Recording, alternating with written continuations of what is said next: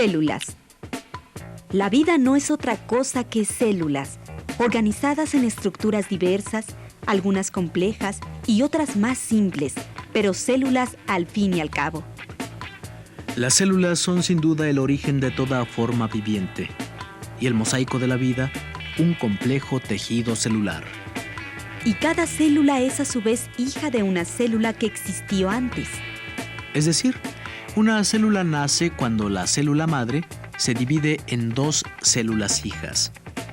Y la mayoría de las veces, salvo raras excepciones, las células hijas son genéticamente idénticas entre sí. El complejo secreto de la información genética de la herencia puede resumirse en 3 letras. A, D, N.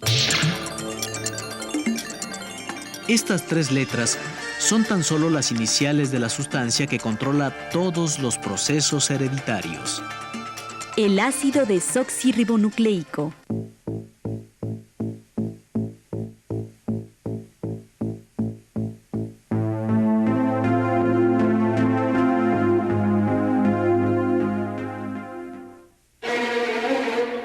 La historia del ADN es relativamente reciente. Comienza a principios del año de 1870, cuando el bioquímico Frederick Mencher obtuvo una sustancia no conocida a partir del núcleo de la célula. Debido a las propiedades ácidas de dicha sustancia y a que se encontraba en el núcleo, se decidió llamarla ácido nucleico. A pesar de tan importante descubrimiento, aún no se sabía el papel específico que desempeñaba este ácido. No fue sino hasta 1900 cuando se empezó a develar la trascendencia del ácido nucleico. En aquel entonces se descubrió que los cromosomas eran los portadores de la información genética. Los estudios se enfocaron en el análisis de la composición química de los cromosomas. Los resultados mostraron que un cromosoma se halla compuesto solo de proteína y una clase específica de ácido nucleico. Este avance brindó mayor claridad a los científicos. Solo enfrentaban una disyuntiva: saber cuál de estas sustancias, las proteínas o los ácidos nucleicos, contenían la información hereditaria. Gracias al trabajo de varios investigadores abocados al estudio de los virus, se pudo establecer que la herencia residía en el ácido desoxirribonucleico.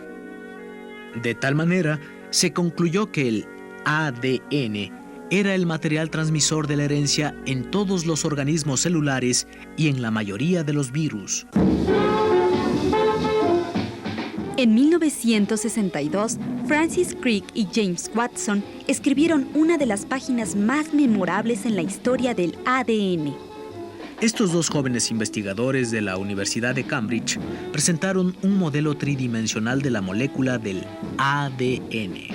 A partir del modelo, Watson y Crick explicaron con toda claridad las propiedades físicas, químicas y biológicas del ADN. Asimismo, confirmaron que los componentes químicos de este ácido nucleico son bases nitrogenadas, un azúcar y un grupo fosfato.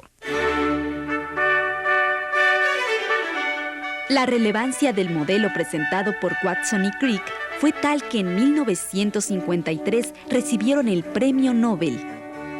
El trabajo de estos científicos permitió establecer con toda certeza la forma de transmisión de la herencia entre los seres vivos.